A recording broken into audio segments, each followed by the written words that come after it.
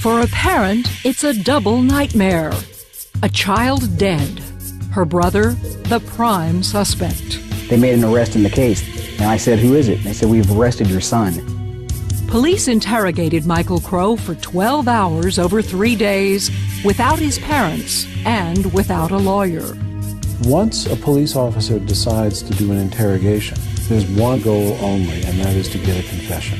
But how far will police go to get that confession? And what are the rights of parents and children?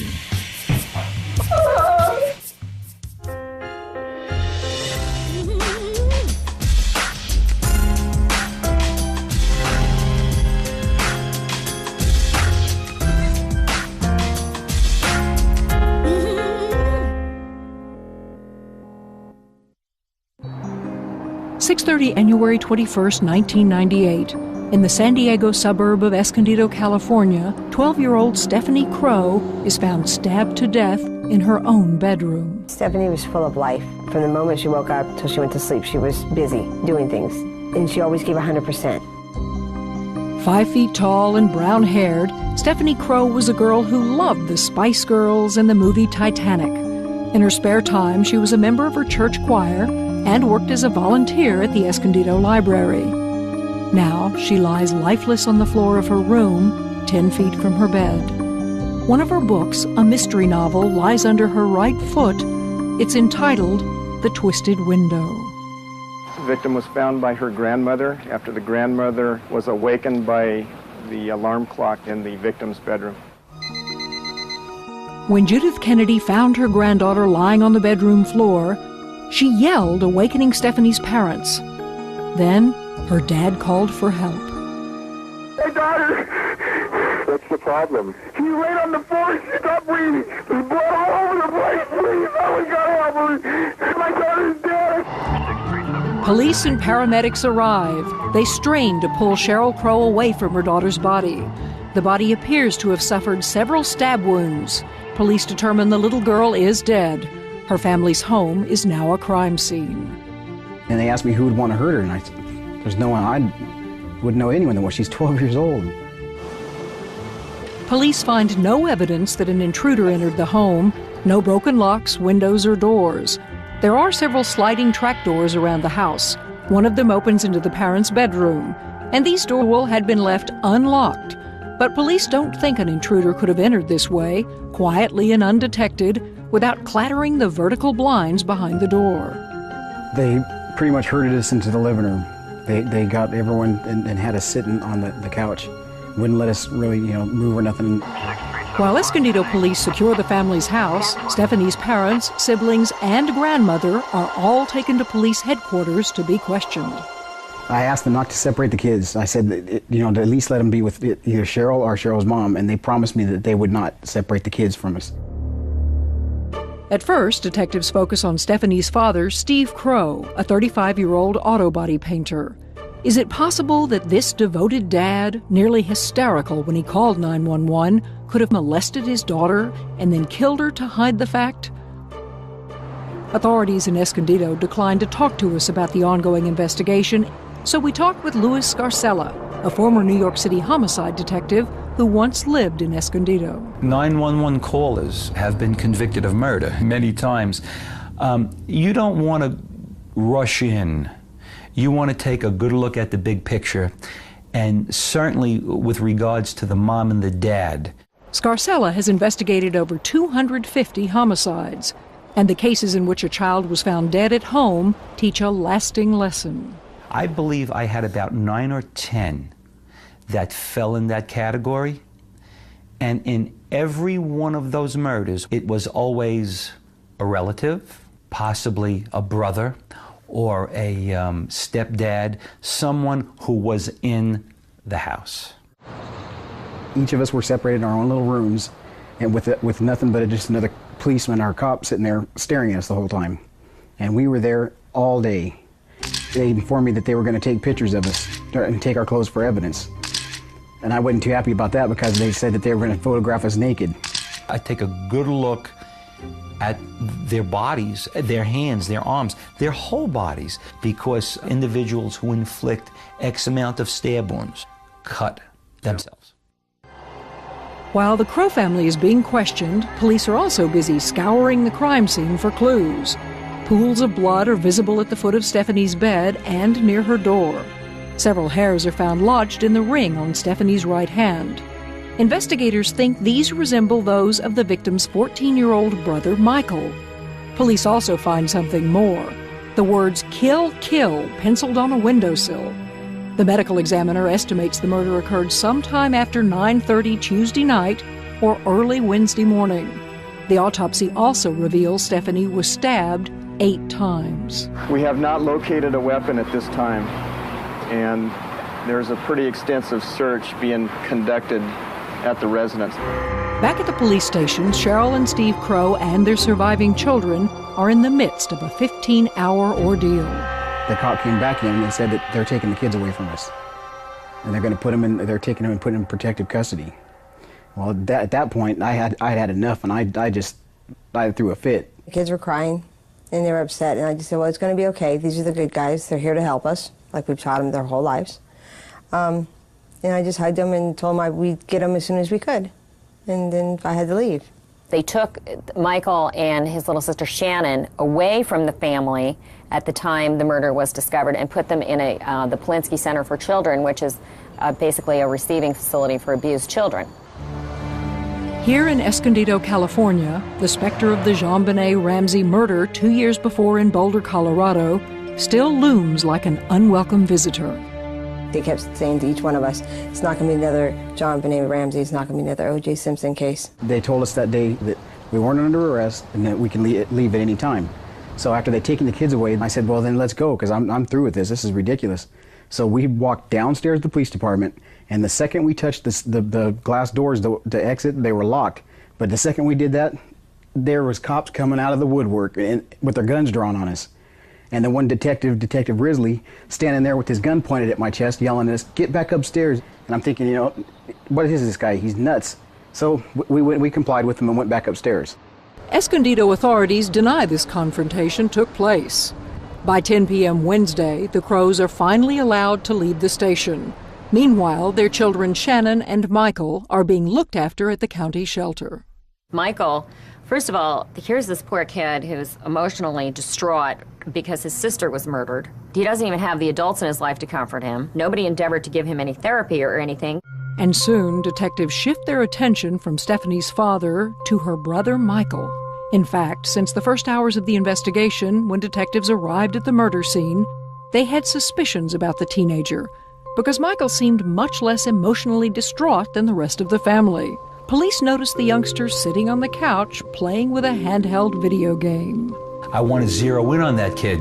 I would look at that very carefully, because to me as an investigator, it would mean something, yes.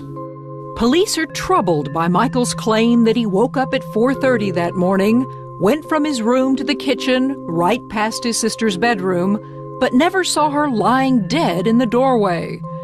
This 14-year-old now becomes the sole focus of their investigation and their prime suspect. He is brought back for further questioning. I'm kind of thinking you know why I'm speaking to you. I guess. Okay. But what started out as a murder mystery is about to become something else. A revealing look at the power that our justice system can bring to bear to get a confession, even from a 14-year-old. Most citizens would find it very scary to be taken into custody at all to a police station, even if totally innocent.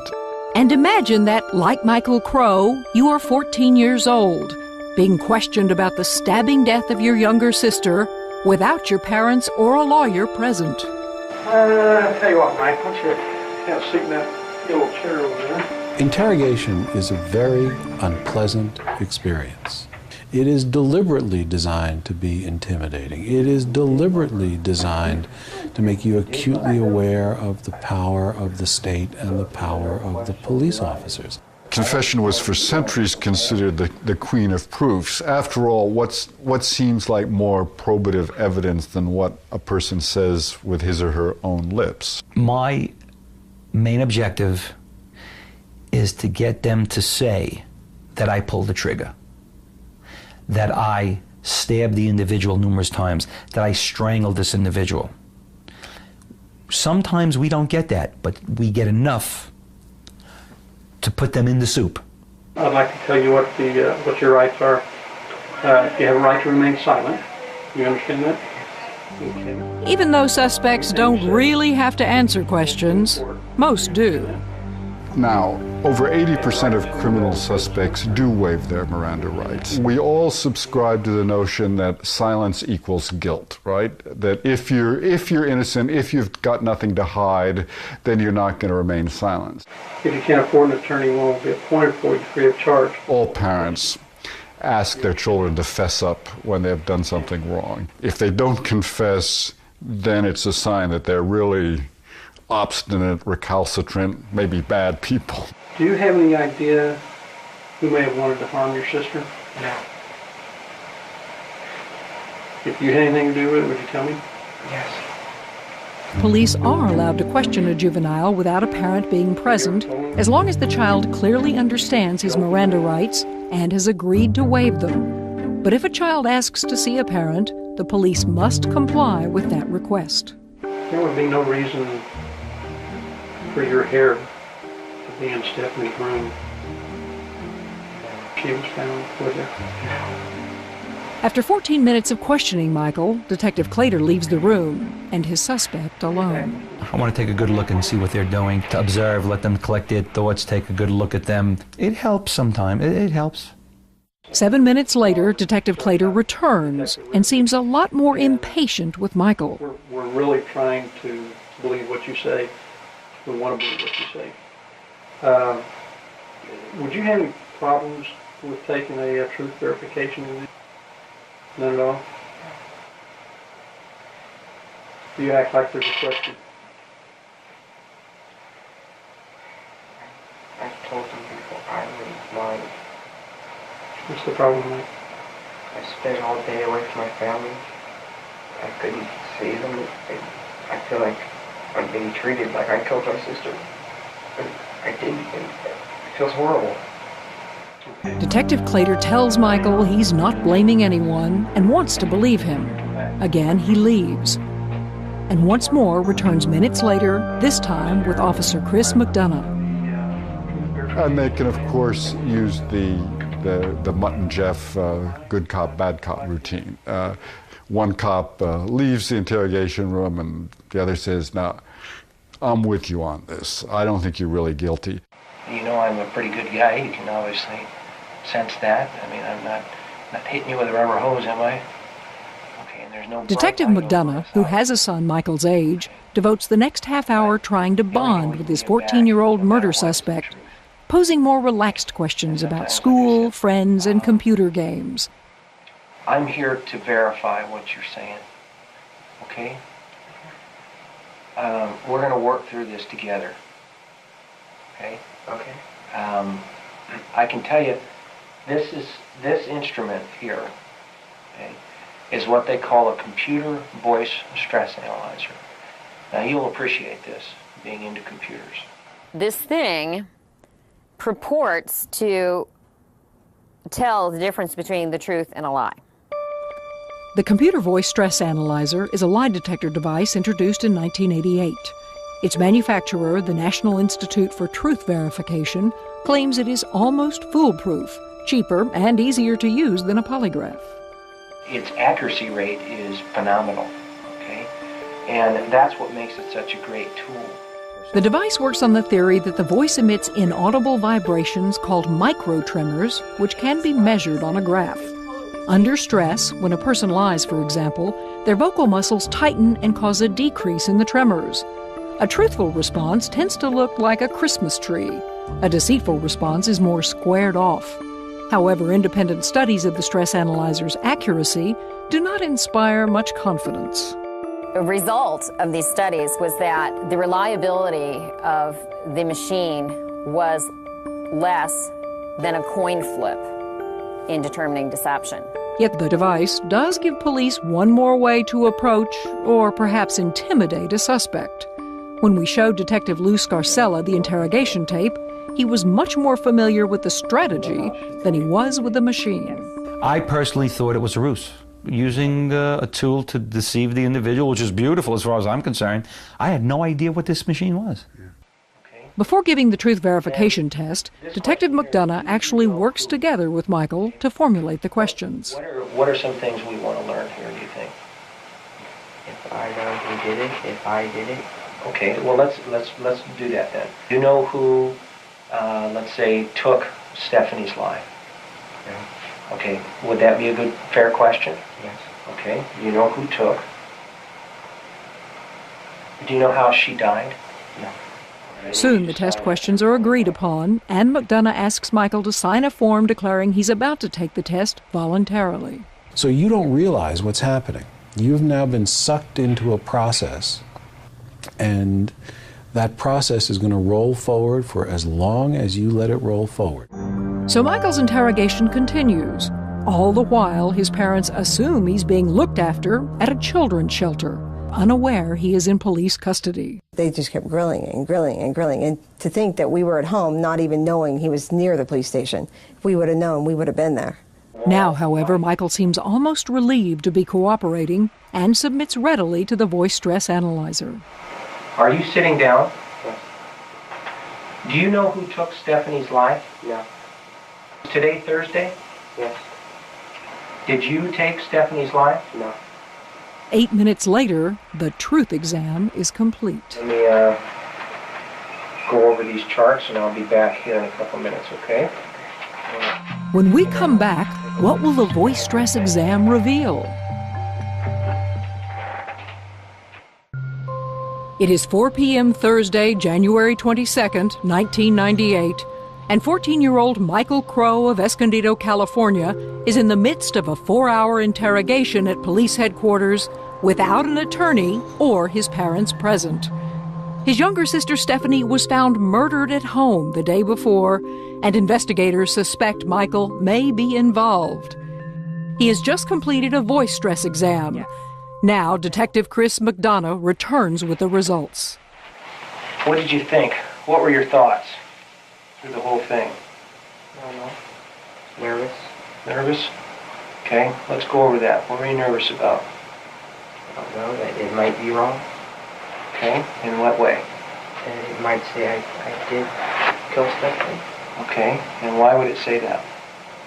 I don't know, because everyone's already treating me like that. And I can understand your feelings there, okay? I mean, you're 14 and you've been through a lot, okay? But this instrument doesn't know you, does it? No. Science is in our favor, okay? Technology's on our side. Okay? I mean, can you understand that? The detective shows Michael the charts of his performance on the so-called truth exam. They indicate he lied when he answered no to question 12, do you know who took Stephanie's life? Maybe there's something we need to understand about Michael and about your sister that we didn't understand, and maybe somebody could have helped. It's okay. It's okay to feel the way you feel. I really, okay, but I don't know. Okay. I don't know why I'd say that. I swear to God, I don't know. But the police think they know. Their theory on this second day of the investigation is that a very smart, very lonely, and very angry Michael Crowe stabbed his sister to death. His likely motive, a rage-fueled case of sibling rivalry. I'm looking at you right now, okay, and inside you're about ready to burst. We can't bring her back. She's gone. Okay? You're fighting it. You're I don't know what to do anymore. I understand. Now I'm being told that I'm one. I'm not saying, Michael, I'm not saying that. Have you heard me say that? What if they come back and say to you, Michael, we have your hair? While the search for truth is at the heart of the interrogation process, the police are not required to tell the truth. They can use false polygraph lie detector test results to say your polygraph showed you were guilty when that was not the case. And this is all considered legitimate interrogation tactics. As far as I'm concerned, there were no rules with homicide. no rules. You have to stay within the law. You have to be aware that people have rights, but there are no rules. And yes, we can use deception. I think many of the American public would be surprised and shocked by this. They're allowed to lie to their suspect. Courts have allowed them to lie. They say, Michael, we have your hair in her hand. And all of a sudden, you go, now what? I mean, what are you going to do at that point? I mean, at that point, I would have to completely blank out and get him without knowing it. Because I don't know. Okay. Hypothetically. Could that have happened? No, not that I know of. Not that you know of. Like I said, I would have to be completely unaware of it. Okay.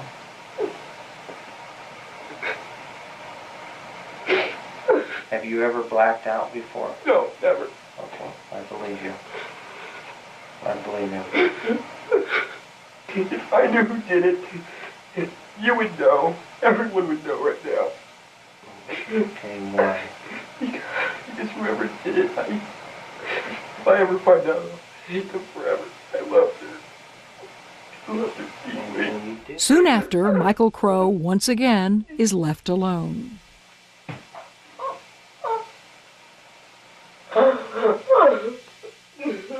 The next thing is to convince the person that their situation is hopeless.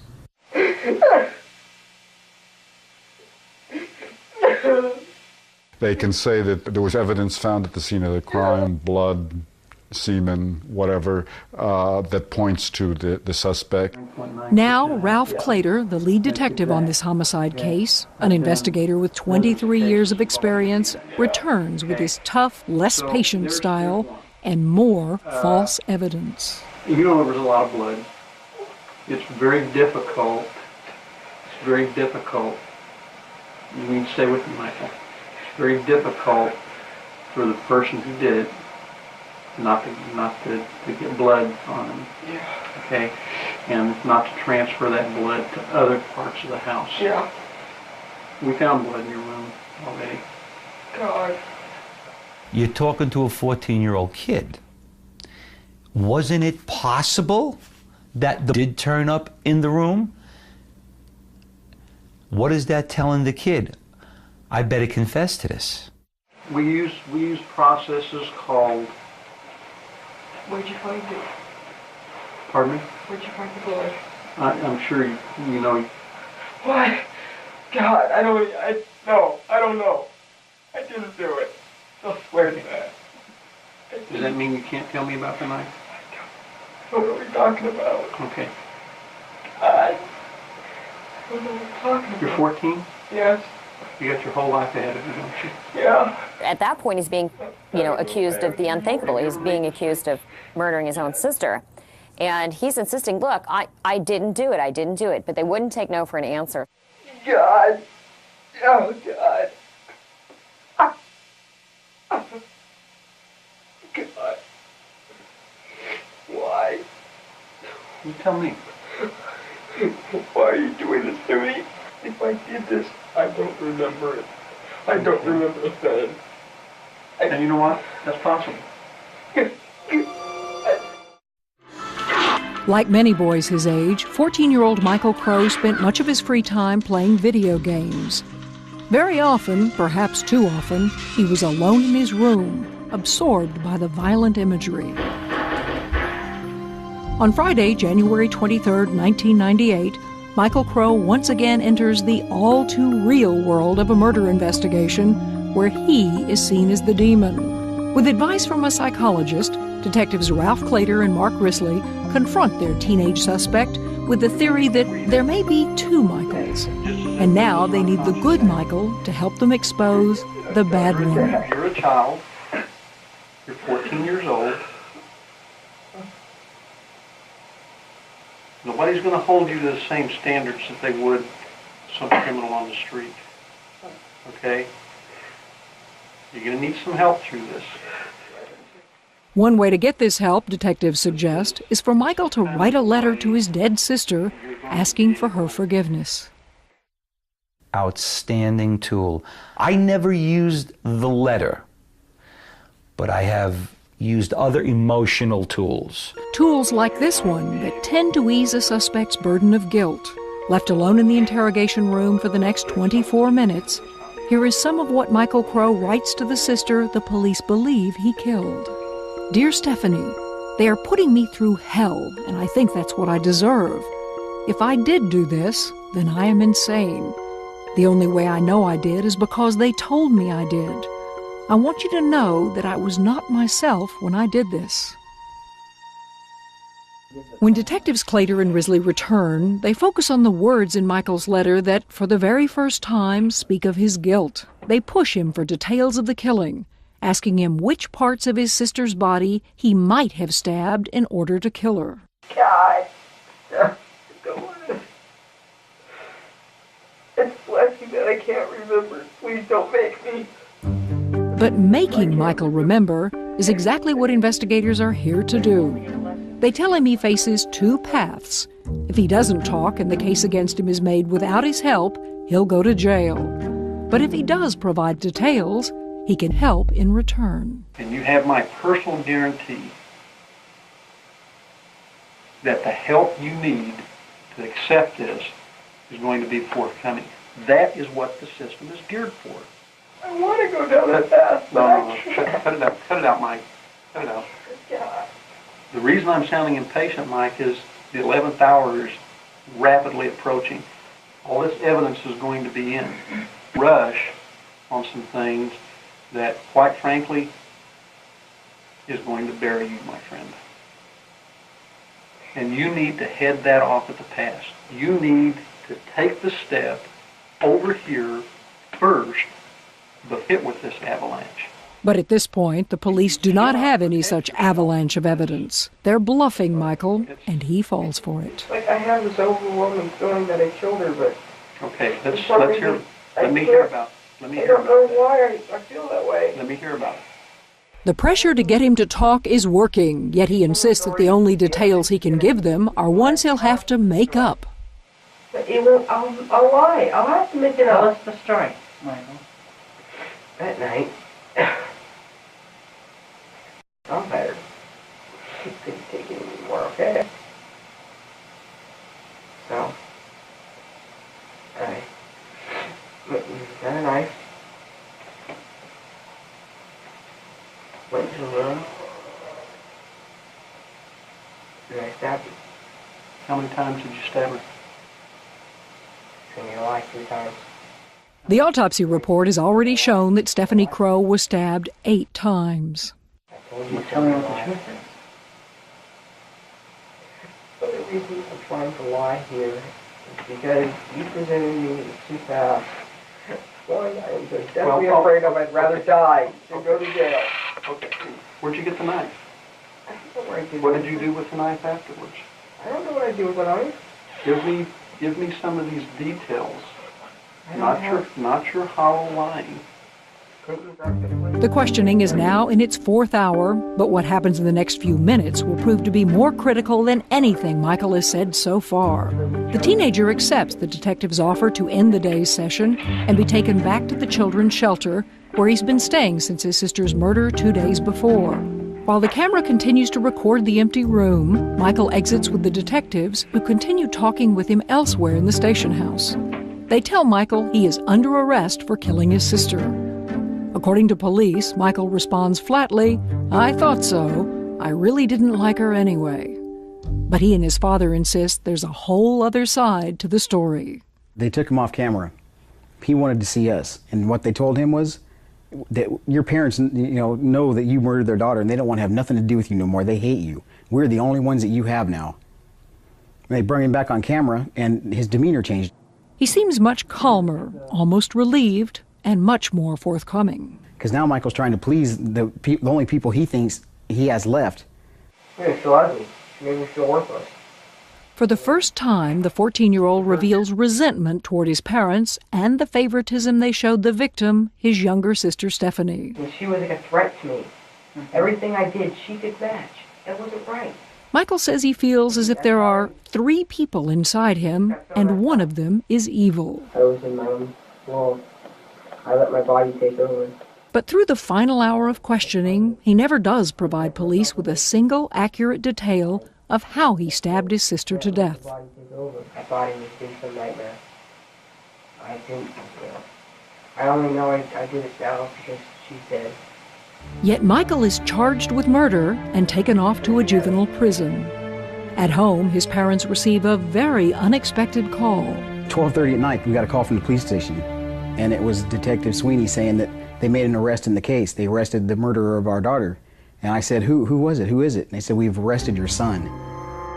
We thought he'd done it. I mean, because at that point, because when a police officer tells you that someone did something, you think that they did it. I mean, we had trust in police up until this point.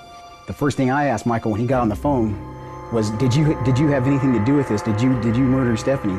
And he said, I don't know, Dad. They keep telling me I did it, but I don't know. When we return, police report they've found the murder weapon and Michael's accomplices.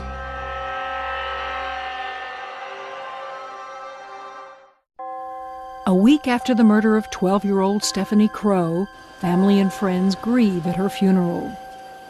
Her brother Michael, however, cannot attend. He is locked away in juvenile hall, charged 3 days earlier with stabbing her to death. It's a crime, police tell his parents, that Michael confessed to. Why would Michael murder his sister? I mean, they had never fought. There was never any, what the police called intense sibling rivalry. The night before, Michael had helped her with her homework. They were lying on the floor, sharing a pillow, watching TV together. It just didn't make sense to me. And now the case takes an even stranger turn. 3 days after Michael Crowe is charged with killing his sister, detectives visit the home of his best friend, Joshua Treadway. They find a knife under the 15-year-old's bed, one that he stole from another friend. The police think it's the type of knife that could have been used to kill Stephanie Crowe. Convinced that he is involved in the murder, police bring Josh in for questioning. The evidence is going to screw you to the wall. So what do I do with Josh? I charge Josh with the murder of 12-year-old Stephanie Ann Crowe. That's the only option I have. Why? Josh had the murder weapon. Over the next 12 hours, until 8 the next morning, police interrogate Josh the same way they did Michael, alone, without a lawyer. Josh's father is on hand and does get a chance to comfort his son. But for the most part, he allows detectives to interrogate Josh in his absence. They lied to him about evidence. They made express and implied promises of leniency. They didn't feed him. They didn't let him use the men's room very frequently. They deprived him of sleep. They did everything that you're really not supposed to do. Josh is shaken. He knows Michael has already been arrested, and the cops are also talking to his friend Aaron Hauser, the original owner of the knife. We've talked in depth with Michael. We've talked in depth with Aaron. Who's to say they're not blaming you for this whole thing? That's what I'm afraid of. Okay, wait, stop. Despite this ordeal, Josh admits nothing and is free to leave the station house. 2 anxious weeks later, he is called back in for a second session with police. By now, he's a nervous wreck, especially when he is led to believe his friends have set him up as the fall guy. Only then does Josh spill out his story. He was only the lookout in this violent crime, he tells police. It was his friends who killed 12-year-old Stephanie. I knew that Michael was supposed to go in there and sort of take care of keeping Stephanie quiet. And Aaron was supposed to go in and take care of the business.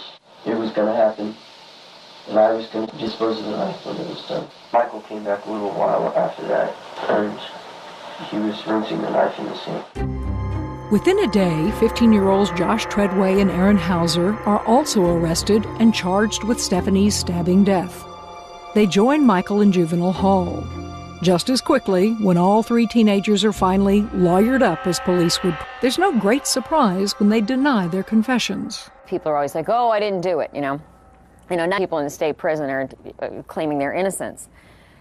And so, you get a little bit jaded in this business after a while, and so I started looking at the videotapes with my jaded eye, and all of a sudden I realized that I actually had the real thing. I had a false confession case on my hands. People would like to believe that they would never confess to a crime they didn't commit, short of being tortured. Most people would like to believe they wouldn't even confess under torture. People confess to things that they don't do when their own will is overborne by their interrogator. They make them feel so hopeless that the only thing they can do to save themselves is to confess, even if they didn't do it. And I just got that horrible pit in your stomach feeling like, oh my God, these kids are innocent, they're looking at life. What am I going to do? One thing Mary Ellen Attridge did do was bring in Richard Afshee, a Pulitzer Prize-winning expert in false confessions. My reaction was that they ripped out Michael Crowe's heart on camera. It was the most horrible interrogation I've ever watched because of what they did to that child. A Superior Court judge agrees. In December 1998, after Michael and his teenage co-defendants had been locked up for 8 months, he throws out Michael's confession on the grounds that it was illegally obtained, psychologically coerced. But the judge does allow part of Josh's confession, the part with the most incriminating details. So the case will proceed to trial, with all 3 boys being tried for murder as adults on the strength of Josh's statement. I thought, okay, fine. You want to do it the hard way, I'll do it the hard way. If you want to let in the last confession, I'll bring all the other ones in and I'll show the jury where they came from. We will do this the long way. 1 month later, in January 1999, in the midst of jury selection for Josh's trial for murder, there's a dramatic break in the case. Hard work and a hunch pay off for lawyer Mary Ellen Attridge. A year earlier, on the same night Stephanie was murdered, neighbors of the Crowe family had complained to police about the intrusive behavior of a transient. Richard Raymond Tuitt, 28, was knocking on neighbors' doors looking for an old girlfriend. Tuitt was brought in for questioning. He had a history of mental illness and a conviction for car theft. He was briefly considered as a possible suspect. Police took his clothing and tested it, but they didn't find any blood evidence. Just as quickly, investigators dismissed Tuitt as too mentally unstable to have silently carried out a murder in a house filled with people. Police let him go free. I'm still going with the detectives on this case, on their hunches, on what they did. However, where else do you get this Manson-like individual? When I looked at that, I took 2 or 3 steps back. Police had held on to Richard Tuitt's clothing as evidence. Now, a year later, his red turtleneck catches the eye of the defense team. Our mouths were hanging open because the fact is that when you looked at this shirt, you realized there was something on the shirt. You couldn't tell what it was. I couldn't look at the shirt and say, oh, that's a blood stain. But I did see a lot of staining on the shirt. Attridge demands this time that Tuitt's clothing be sent for DNA testing. After all, if these stains include blood, Stephanie Crowe's blood, then Richard Tuitt might once again be a suspect. After weeks of waiting, the news is almost too good to be true. This was such a strong DNA result that you could rule out anybody who ever walked on the planet Earth as a donor of this blood, except Stephanie Crowe. And Stephanie's blood on Tuitt's shirt seems set in a splatter pattern, one consistent with a violent stabbing. For Attridge, the results also prove that her defendants are innocent and that their confessions are false. I cried, I called my husband, I opened a bottle of champagne. I was like, that's it for me. But that wasn't it. Not yet. Welcome to the Rick Roberts Show. On the same day the case is dismissed, Detective Chris McDonough calls into this radio show to defend his role in the interrogation process. I did not wake up at 2 o'clock in the morning and sit down and say, you know what, today's the day I'm going to plant and frame Joshua Treadway for murder. Well, I don't think that ridiculous. anybody... Detective McDonough, I don't think anybody is saying that this is born of hostility rather than stupidity. If I may finish, secondarily, on top of that, videotape it at the same time. It's ridiculous. I am in a job to bring justice to that family, but I'm also in a job to bring justice to Mr. Tuitt if, in fact, he is not the perpetrator. Despite the fact that Stephanie Crowe's blood was found on Richard Tuitt's shirt, a year later, he still has not been indicted for her murder. The investigation has been reassigned to the San Diego County Sheriff's Office and is still ongoing. And the reason you have not heard directly from the police or district attorney in this story is because they have refused to comment on this case since the families of the teenage defendants filed a federal lawsuit against them. The suit seeks compensation for the harm done to their sons by illegal interrogations and the resulting false confessions. But it is important to remember that the overwhelming majority of confessions police obtain every day in this country are fairly sought and freely given. Voluntary statements made by guilty people confessing to crimes they did commit. I hope false confessions are a very rare phenomenon. I hope that we would be talking about something that is one small fraction of 1% of the number of people who are convicted in this country in any given year. And even if it's that small, it's still a lot of people. I have had people confess who didn't do the crime.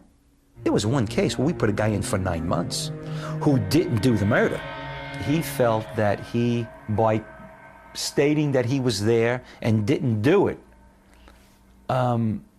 was going to be treated less harshly than if he did it. There are good cops, there are bad cops. There are also poorly trained cops. There are also cops who will step over the line to make a case knowing that they shouldn't do it, but do it anyway. And it was just, it was a bad case. And it happens. In Michael Crowe's case, his entire interrogation was recorded on videotape, so a judge was able to see for himself how the teenager's confession of murder was illegally obtained. What if all police interrogations were videotaped? I think there's only one reason why police resist recording.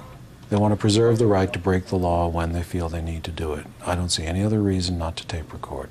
No one believes detectives. No one believes police officers. I have been accused many times of beating confessions out of people.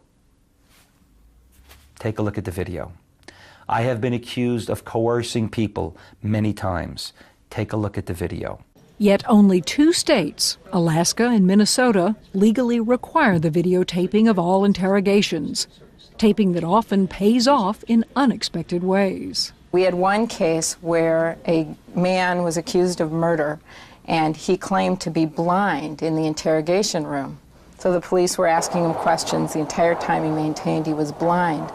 And then the police went out of the room to get some coffee, and he picked up the paper and started reading it. The jury can see that.